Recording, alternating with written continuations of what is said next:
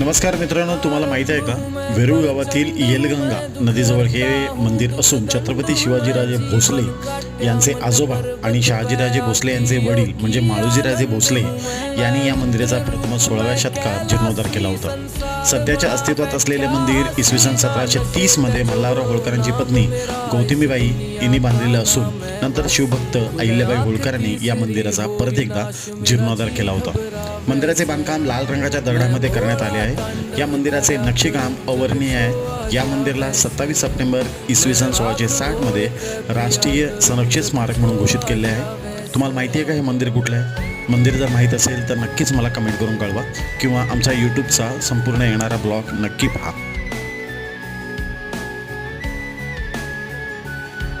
मेरी जटा में बहती गंगा रे, करूँ तांडव मैं अधे नंगा रे, संसार मेरा तू चीज है।